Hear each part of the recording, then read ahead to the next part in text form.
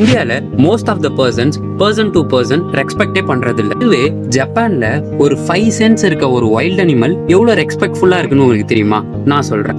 ஜப்பான்ல போவிங்ன்ற டெக்னிக்க ரொம்ப இம்பார்ட்டன்ட்டா அவங்க கல்ச்சர்ல ஃபாலோ பண்றாங்க. இப்போ நீங்க ஜப்பானுக்கு போய் ஏதோ ஒரு பர்சனை பார்த்து இப்படி பவ் பண்ணா அவங்களும் உங்களுக்கு பதில் பவ் பண்ணுவாங்க. This is the way of showing respect in Japanese culture. இதெல்லாம் விடுங்க, இப்பதான் இன்ட்ரெஸ்டிங்கான விஷயத்துக்குள்ள போறோம். ஜப்பான்ல Todaiji temple and Nara park இங்கெல்லாம் டீர்ஸ் ரொம்பவே அதிகமா இருக்கும். அந்த பிளேசஸ்ல நீங்க ஏதோ ஒரு பிஸ்கெட் ட்ரீட் அந்த மாதிரி வாங்கிட்டு ஒரு டீர் முன்னாடி நின்று பவ் பண்ணீங்கன்னா திரும்ப அந்த டியர் உங்களை பார்த்து பவ் பண்ணிட்டு உங்ககிட்ட இருக்க ட்ரீட்ஸை வாங்கிக்கும். எவ்வளவு ரெஸ்பெக்ட்ஃபுல்லா இருக்குல்ல. What we can learn from this is that ஒரு டீரே கிராட்டிடியூடா ரெஸ்பெக்ட்ஃபுல்லா இருக்கக்குள்ள அதை பார்த்துட்டு நம்ம ஏன் கிராட்டிடியூடா ரெஸ்பெக்ட்ஃபுல்லா நம்ம எல்டர்ஸ்க்கு இருக்கக்கூடாது? நம்ம காலையில டீச்சர்ஸ் நம்ம கிளாஸ் ரூமுக்கு வராங்கன்னா அவங்களுக்கு எழுந்து நின்று விஷ் பண்ணுவோம். உங்க பேரண்ட்ஸை நீங்க ரொம்ப நாள் கழிச்சு பாக்குறீங்கன்னா அவங்களுக்கு ஒரு விஷ் பண்ணுவோம். இதெல்லாம் நம்ம இப்பதான் ஃபாலோ பண்ணிட்டு வந்தா நம்ம ஃபியூச்சர்ல வர ஜென்ரேஷனும் நம்மளை பார்த்து ஃபாலோ பண்ண ஆரம்பிப்பாங்க. நான் ரொம்பவே நல்ல பழக்கம், இதை கண்டிப்பா நம்ம ஃபாலோ பண்ணணும். இந்த வீடியோல புதுசா ஏதோ தெரிஞ்சுக்கிட்டீங்கன்னா எனக்கு ஒரு ஃபாலோ மட்டும் பண்றீங்க, ஓகேவா?